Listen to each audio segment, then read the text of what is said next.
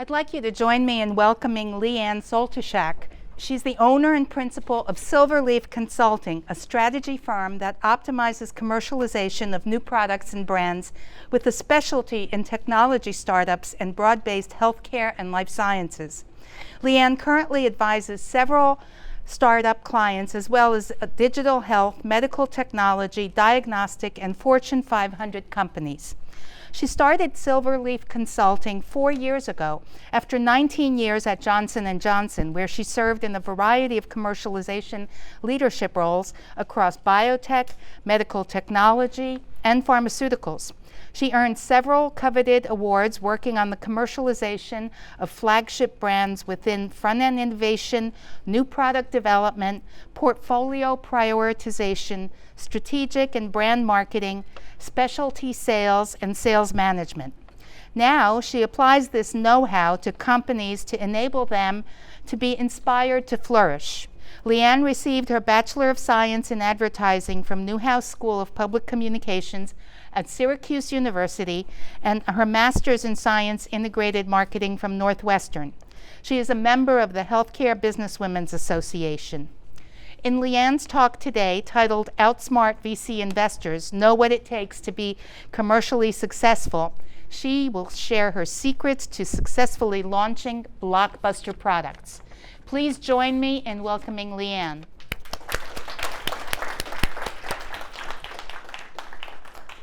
Hi, Adrienne. Thank you so much for having me. Really appreciate being here. So great for you to join us. Thank you. First of all, you all have a beautiful campus. I had to pick up my parking pass, and I could have stayed there all night and just enjoyed the view. So it's lovely to be here. So I want to get a sense of the audience.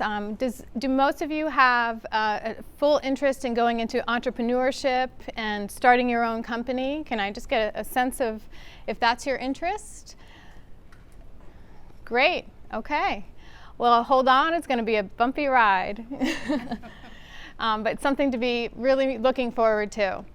Talking about all you have at stake as you go into your entrepreneurship, starting a startup. There's so many aspects of a startup, right?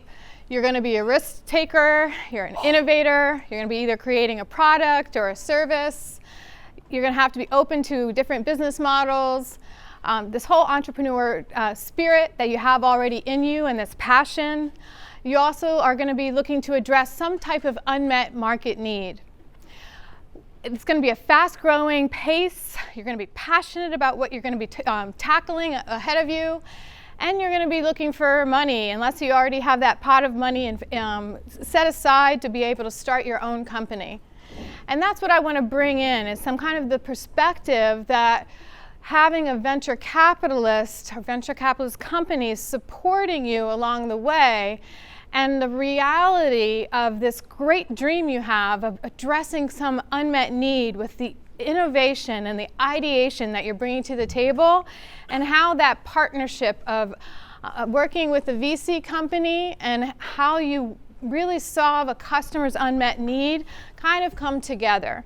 Because as I work with startup clients, that's where the rubber meets the road. That's where the aha is. And I continue to be surprised, just really surprised by the brilliant clients that I have, just absolute brilliant.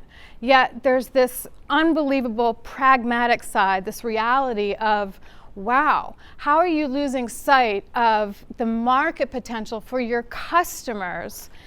And having these wonderful VC companies that you've sold them. They're giving you money, lots of money, but something's getting lost. And what's getting lost is ultimately going to be what either makes you fail when you go to market or makes you succeed. And I'm really dumbfounded by the loss of that nuance that occurs. And that's what I want to give you, kind of the reality of how you can kind of outsmart that. As you get into the business world and you start your own company, how can you outsmart that process so that you're not one of those companies that loses that way? You already have a lot of this, okay? You have all this and you have a lot more.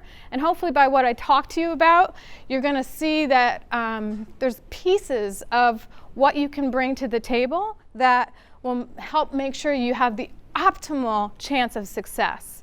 It's not just your great innovation, your great product, and the wonderful VC companies that you're partnering with. There's something so critical there that you must have to succeed. And I don't want you to lose that. I want you to be enabled and you to be the successful company that gets there. Okay? So let's just level set a little bit. Okay, let's talk about these VC companies, how important they are. Unless you have had this wonderful ability to start your company without needing to partner with one of them, that's fantastic. You don't need to be here. Go enjoy the 80-degree day outside because it's beautiful. But most companies are going to need the partnership, and they bring a lot to the table. Okay? Shouldn't be any surprise to you that working with VC companies, venture capitalist companies who bring to you this great opportunity to influence and help provide decision making is kind of a cloak of them providing funding and money. But what I want to say is the top banner here is with money comes their enormous amount of influence on your company and their enormous amount of influence on the decision making that they're going to have, right? So they may ultimately have positions on your board or ultimately have a lot of stock and equity in your company, and that is meaning that they have a lot of decision making ability. And I've seen the change in tone in the culture in a company, the sweat on the necks of clients who can't make the same decisions that they used to want to make before. It's palpable, and that becomes very important. I want you to think about that. Very early on, when you invent something, when you're creating a technology or a product, whatever it is, before you have your pitch deck, before you are doing your valuation, and before you have other people influencing you to the degree that they've given you a lot of money, that's a great time. And we're going to talk about why this is so important in a minute, because you're really holding all the cards. That's an unusual time. More than likely, you're never going to have that time again. So enjoy it. Enjoy the control and enjoy the freedom that you have early on.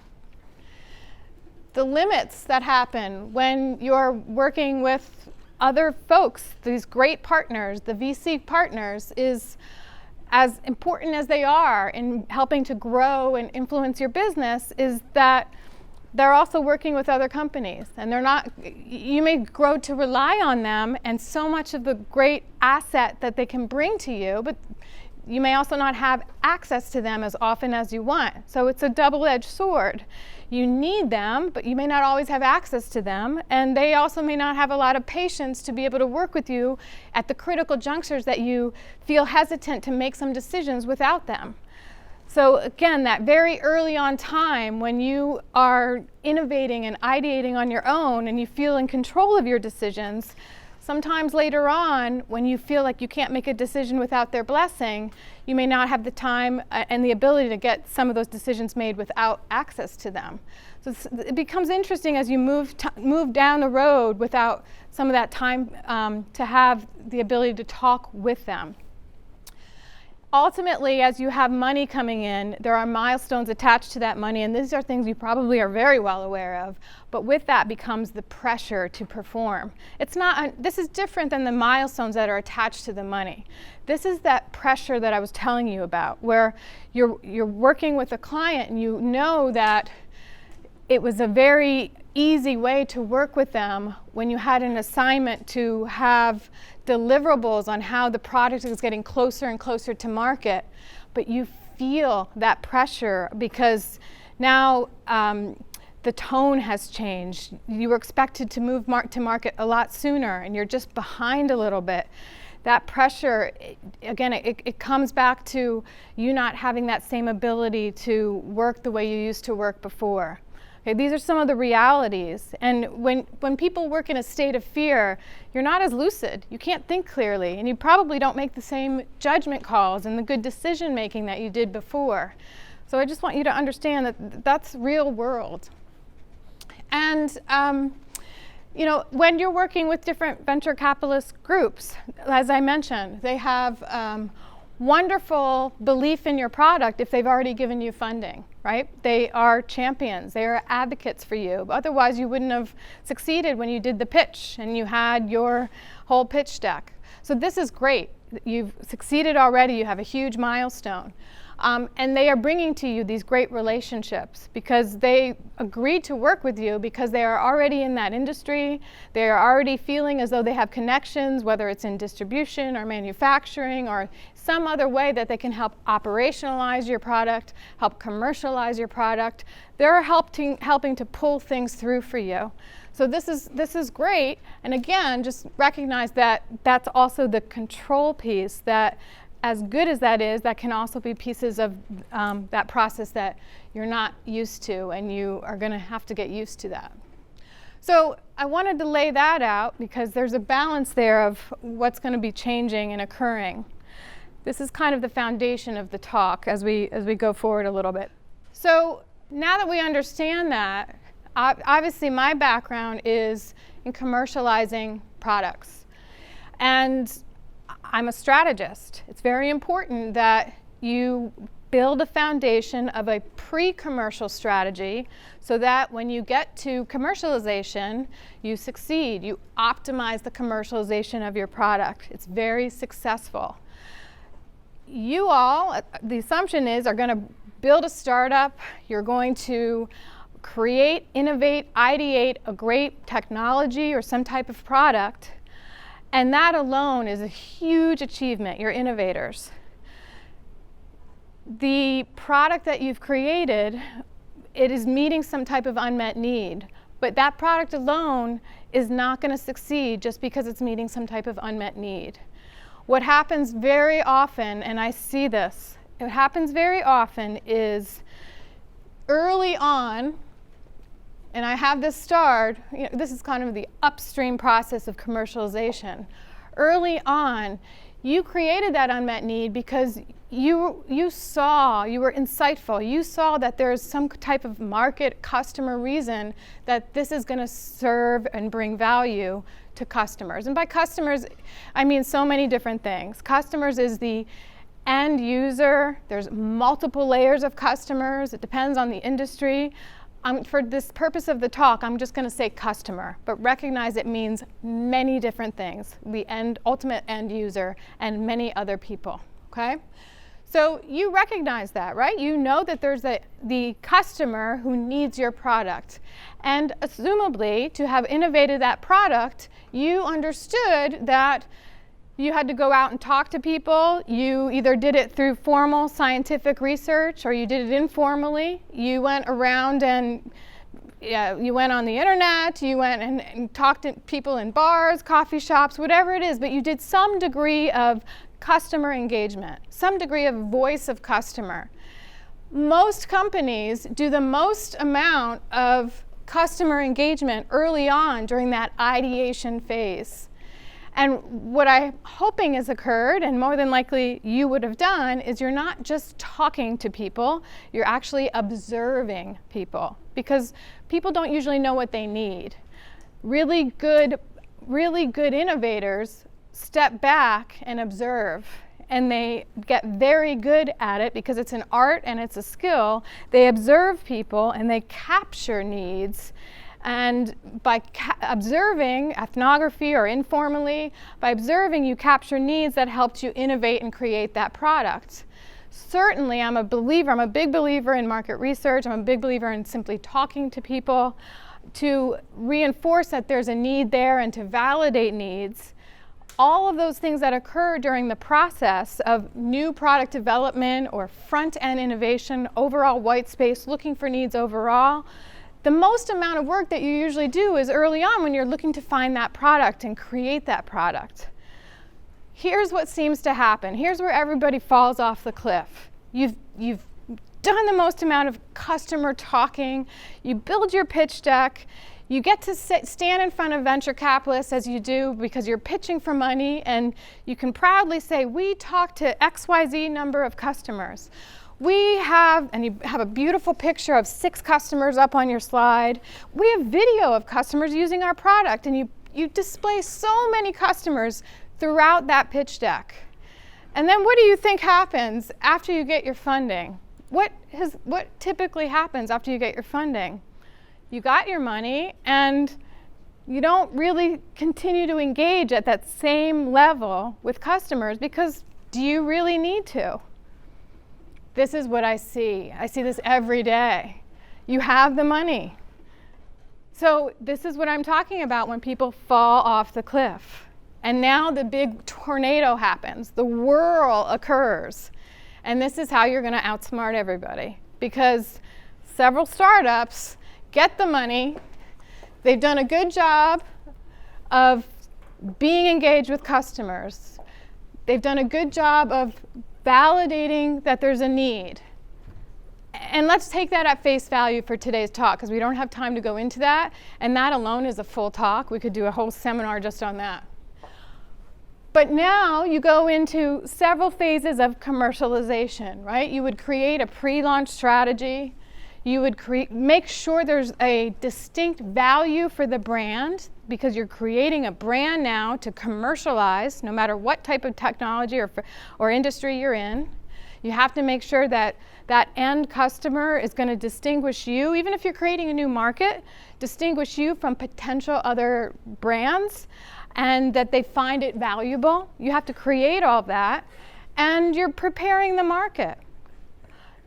This is where everything starts to fall apart, because you get so consumed and under this enormous amount of pressure by either one VC, 2 VCs, 3 VCs, the multiple seed rounds that you're going through, the operational stages that's occurring as you build out the product and you're looking for your stages of operationalizing and distribution. Everything that's happening, continuous securing of your financing, you start to get so cloudy, you lose sight of the customer. And you're thinking, I don't need to talk to the customer. We already did that. We already spoke to the customer. We already know there's an unmet need. And we've created a great product. Our product's fantastic. I'm in love with our product. Our VCs are in love with our product. We don't need to talk to the customer anymore. Do you see how this happens? It happens all the time. So there's this huge gap of everybody's in love with our product, including you. Strategy's supposed to be developed. And eventually, and it's supposed to be pretty quick because you're a startup, you're supposed to be going really fast. Eventually, you're at the point where you're launching into a market. But a lot of things happened. A lot of things happened in between when you talked to customers months ago, a year ago, and all of a sudden you're hitting the market. And what often happens is this whole piece on strategy to commercialize, branding, differentiating your value, making sure that you're going to be successful packaging, the advertising, the messaging. Do you know who gets called to do all that? All of a sudden, everybody's an expert. Here you started this startup. Well, I have a brother, and he's really good at advertising. Or, you know, my cousin she's a graphic designer. I'm going to have her do the creative campaign. Or even the VC people might feel as though that is not a priority, because you're under milestones, you're under financial requirements to hit the commercialization of getting to market by blank date. So the last thing that feels like it's a priority is the very important pre-commercial strategy. And the most important thing about pre-commercial strategy is the value proposition of your brand. And I'm going to pause there for a second, because when I say value proposition of a brand, clients all the time are like, yeah. Everybody nods, and nobody knows what the hell I'm talking about. So before I go further, let me see if this part makes sense. Any questions so far? Is it surprising to hear what I just laid out for you? Because that's often the experience. Okay, let me give you an example of value proposition in my experience, okay? Because this is really important, and this is definitely shortchanging it. This is also a whole nother seminar. You can look for my podcast at some point. I'm going to do these down the road. When I say value proposition of a brand, this will make or break you, okay? People aren't putting the time into this, okay? They are thinking that branding means you have value attached to your brand. That's not true. Branding means you have a nice brand, a brand name attached to your product, and absolutely you need that. And hopefully you did some good work and testing even on the brand name, because everything matters. Everything, okay? Value is important, especially if you're a transformational technology, something completely new, and you're creating a whole new market that doesn't even exist before. Value is still attached to that, but if you're creating a new market, you have an even bigger, I won't say burden, but a bigger challenge ahead of you than what I just laid out. You have to do a lot of educational work that is truly part of a value story, but that's not your brand value. Now you kind of discern, and you have two different things to accomplish. When I'm talking about brand value, what I'm talking about is not only do you have to create a market if something is brand new in the technology you've created, but now you have to make sure the market you're creating, you're going to get the biggest slice of that pie, and no one's going to take it from you. And even if there's not a solution in that market you just created, a customer doing nothing is a competitor, okay? So how do you make sure that there's value attached to a customer saying, I'm going to try that, meaning I'm going to try your product versus doing nothing? How do you build the value to attach to that brand? The differentiation, the positioning of how you attach that to your brand, and then ultimately all the messages that fall from that. That is hard work. That is work where if you are not constantly staying close to your customer and constantly listening and observing, and there aren't gaps. You can't like step away from customers for 3-4 weeks or 3 months. You can't just like skippity-doo-dah focus on distribution for 3 months. You've got to be close to customers all the time. And you have to understand, how are they perceiving our value or lack of value? Wow, we might have a nice product, but nobody finds it valuable. Wow, it might look really sexy, but nobody finds it useful. They don't think they're ever going to pay for it because they don't need it now, and they don't think they're ever going to need it. This is hard work. And you have to have people who are good at doing that. And the problem is, most of the time that's not really a priority or a focus when you're in a startup. And most of the time you're on a shoestring. Even when you have funding, you're still on a shoestring. So you can outsmart everybody by staying close to customers. When in the beginning you're doing all that front end work, that new product work, create your customer baseline, be close to them. Nobody should know your product better than you, and guess what? Nobody should know your customers better than you. And you don't get to say that at the beginning, during the pitch time. You should be having that reputation all the time.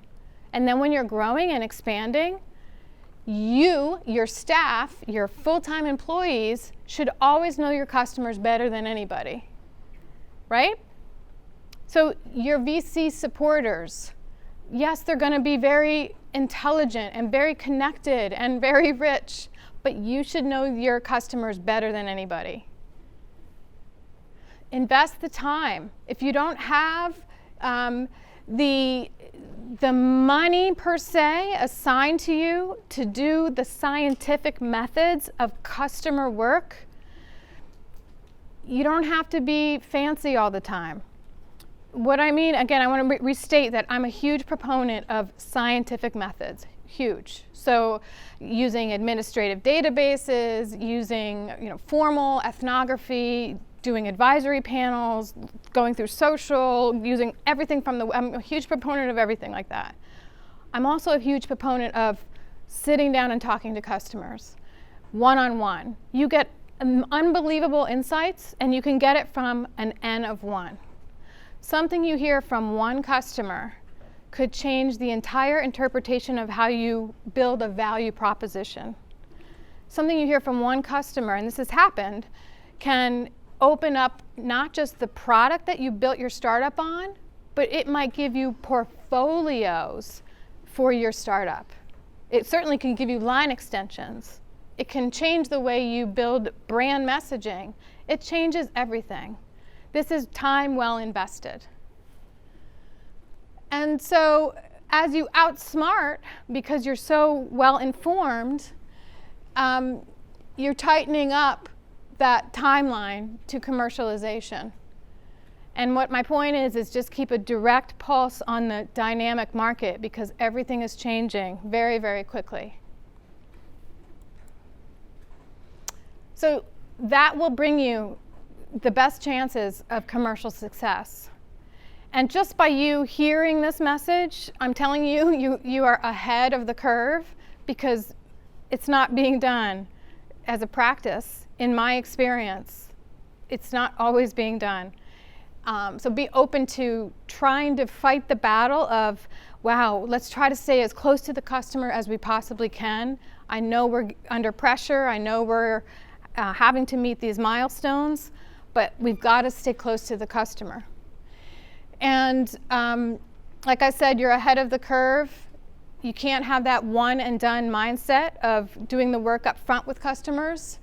And you also can't have the mindset that because people are so well in tune with the industry you're in, or you have folks even on your team who know customers because they have prior years of experience from a certain industry, that doesn't mean they're insightful with the customers today and now. You have to keep it current and very viable. So the message is commit to your customers, and that'll have growth impact. And then you'll have a lot more going for you. The focus will be on being more of a value driver, being more customer focused, a good listener. Everything will really have a robustness to it, and that alone will be authentic, and that authenticity will come through. So I just want to kind of close and give you some time to see if you have questions. You'll be outsmarting not only your partners. It's not about outsmarting just your partners, but it's outsmarting really the market so that your product will be commercially successful.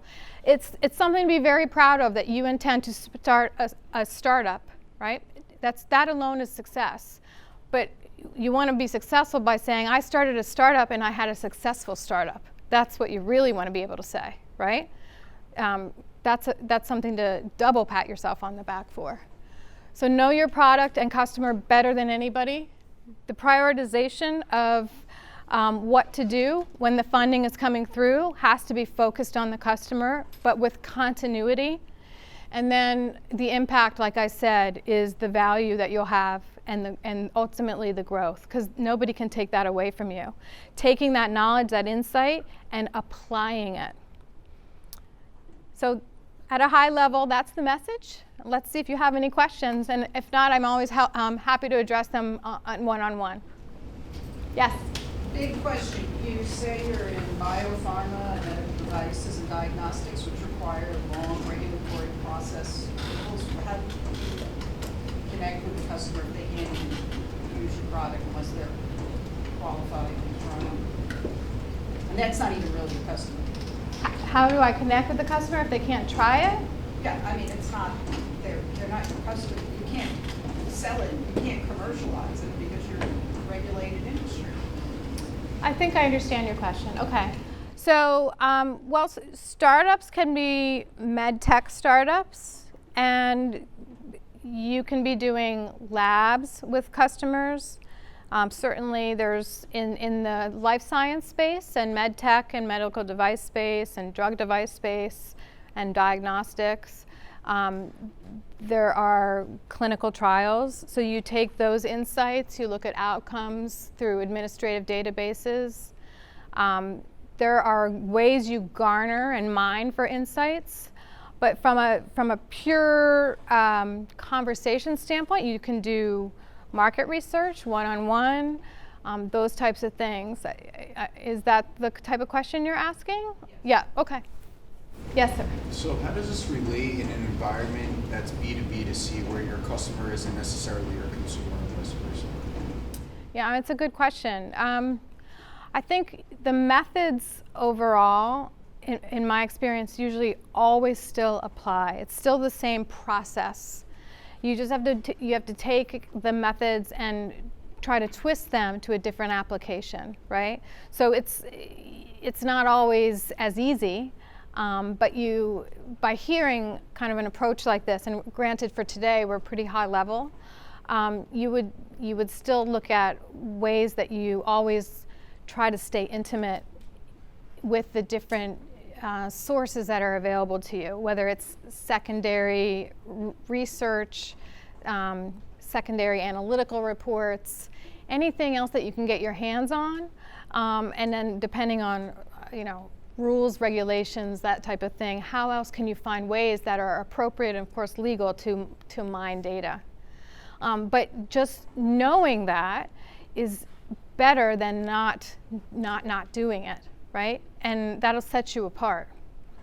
I hope that's helpful. Yeah. I had like a follow-up question to Please. that as well. So when you're on a team and you're in the startup phase, you're about to land a VC deal, and you have this all in the back of your mind. Let's say your team, for example, is 5 people. How do you delegate someone away from deadlines, the work, in order to make sure that they're putting in enough time to talk with their customers? Yeah, that's the push and pull, and that's what's always going to be so hard. You have to meet your milestones with your funders, right? That has to be a priority. What I tried to set the tone with you is anticipate that the storm is coming, right? When you're celebrating and popping champagne that you just got all the funding, the storm is coming, and when you have that downtime prior, try to build that baseline of, wow, we have a CRM of these type of customers we can talk to. Also keep it fresh. I'm not saying go back to the same people. That's a bad thing. But how do we at least get referrals and this type of thing? Try to set yourself up for success, knowing that you should always be doing that, rather than be surprised and think, oh, we should do that, and not be prepared at all. At least with some preparedness and some planning, that's better than not doing anything, right? There's, like I said to you, it's shocking that if I go back, it's shocking that there's, in some of the cases I've experienced, a mentality of, we don't need to talk to anybody anymore. We already did that, and we're good to go. And that's a kiss of death. And then when success doesn't happen in the marketplace, and everybody's blaming everybody else, you have to really look in the mirror and be honest with yourself. That customer, and you losing sight of the customer, who is why you built this product to begin with. It's very obvious. Well, thank you for coming today, and I appreciate your attendance, and I'll be here for a few more minutes if you need anything further. And thank you, Adrienne. Thanks very much. Leanne, I can only tell you that being a entrepreneur, retired entrepreneur, that everything you said rings absolutely true. And not only are the lessons that I totally recognize, and I try to relate that to my students and to the Venture Center member companies, the customer is always got to be the center of everything you do. So it's an absolutely wonderful talk, and I really appreciate it. And I'd like to share with you a little token of our appreciation that you've been with us. Okay, thank you. Thanks so much. All right. Thanks, everyone.